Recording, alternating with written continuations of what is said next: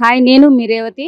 ఇవాళ మనం CPM party Telangana రాష్ట్ర 4వ మహాసభలో ఉన్నాం కనుక ఒకసారి స్టేట్ కమిటీ సభ్యురాలు అనురాధ మేడంతో ఒకసారి మాట్లాడి కనుక్కుందాం. మేడం, మీరు మహిళల మీద ఎటువంటి పరిస్థితి ఉంది? వాళ్ళ వల్ల అసలు మహిళలకి ఎటువంటి ఇబ్బంది ఉంటుందో ఒకసారి చెప్పండి. నా పేరు బట్టుపల్లి అనురాధ, సిపిఎం రాష్ట్ర కమిటీ సభ్యురాలని.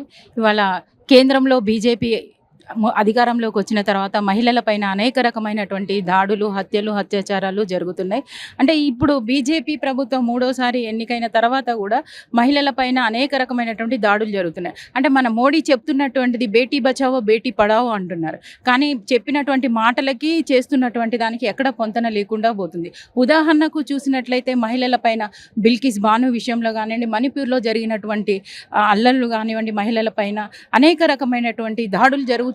కానీ వాటిని ఆపడంలో కేంద్ర ప్రభుత్వం పూర్తిగా విఫలమైంది. అంటే బీజేపీ ప్రభుత్వం మనుధర్మ శాస్త్రాన్ని ముందుకు తీసుకొచ్చి మహిళలని అనేక రకాలుగా ఇబ్బందులకు గురి చేస్తున్నటువంటి పరిస్థితిని మనం చూస్తున్నాం. ఇవాళ చూసినట్లయితే మహిళల పైన కూడా నిత్యావసర వస్తువుల ధరలు పెరిగినాయి, అధిక ధరలు. వాటిని నియంత్రించడంలో కూడా ప్రభుత్వాలు విఫలమైనాయి.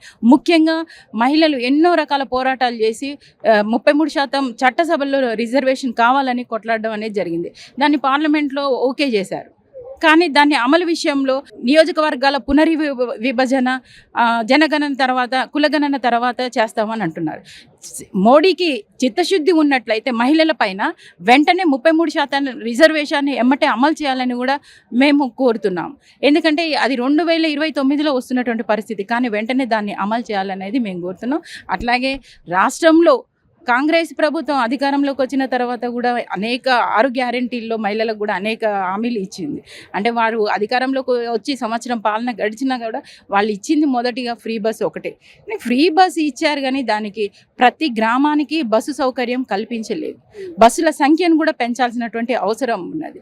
ముఖ్యంగా మహిళలకు 2,500 రూపాయలు ప్రతి మహిళకి ఇస్తామని చెప్పారు, దాన్ని కూడా అమలు అయినటువంటి పరిస్థితి లేదు. కాబట్టి ఏ అయితే హామీలు ఇచ్చారో ఆ హామీలను నెరవేర్చే ప్రయత్నంలో కేంద్ర రాష్ట్ర ప్రభుత్వాలు విఫలమైనాయని కూడా మేము తెలుసు. ఇప్పుడు మోడీ ప్రభుత్వం వచ్చిన తర్వాత మహిళలకు ఎక్కువగా ఇట్లాంటి దాడులు జరుగుతున్నాయని అంటున్నారు. మరి దానికి మీరేమో? మోడీ ప్రభుత్వం బీజేపీ ప్రభుత్వం అంటేనే దాని బ్యాక్గ్రౌండ్ ఆర్ఎస్ఎస్ చెప్తున్నటువంటిది ఏంది? ఇవాళ రాజ్యాంగాన్ని మార్చి మనుధర్మ శాస్త్రాన్ని ముందుకు రావాలని తీసుకొస్తుంది. మనుధర్మ శాస్త్రం అంటే మహిళలు వంటింటికే పరిమితం కావాలి, అంటే మహిళలు బయటికి రానటువంటి పరిస్థితి. అలాంటి దాన్ని తీసుకొచ్చే ప్రయత్నం మోడీ చేస్తున్నాడు. కాబట్టి దాన్ని పోరాటాల ద్వారా ఎదుర్కొనే ప్రయత్నం చేస్తాం. మోడీ కూడా మహిళల పైన ఇవాళ అన్ని రంగాల్లో కూడా మహిళలు ముందుకు రావాలని చెప్తున్నారు, కానీ చెప్పేది ఒకటి చేసేది ఒకటి. అంటే ఉదాహరణ, మోడీ ఎర్రకోట పైన గత సంవత్సరం కన్నా ముందు ఆగస్టు 15 అప్పుడు జెండా ఎగిరేసుకుంటూ ప్రతి మహిళ ఒక సైనికురాలు అని ఎన్నో ప్రగల్భాలు పలికింది. అదే బిల్కిస్ బానును అత్యాచారం చేసినటువంటి 11 మంది నిందితులను క్షమాభిక్ష పేరుతో విడుదల చేసింది. కానీ మా నాయకురాళ్ళు, ఆల్ ఇండియా నాయకురాళ్ళ పోరాట ఫలితంగా మళ్ళీ వారిపైన కేసులు పెట్టి వాళ్ళను జైలుకి వెళ్ళే పరిస్థితి తీసుకువచ్చింది. కాబట్టి బీజేపీ ప్రభుత్వం మనుధర్మ శాస్త్రాన్ని ముందుకు తీసుకొస్తుంది. ఆ మనుధర్మ శాస్త్రాన్ని ముందుకు తీసుకురాకుండా మతోన్మాదానికి వ్యతిరేకంగా కూడా ఇవాళ సిపిఎం పార్టీగా అనేక పోరాటాలు చేయాల్సినటువంటి అవసరం ఉంది.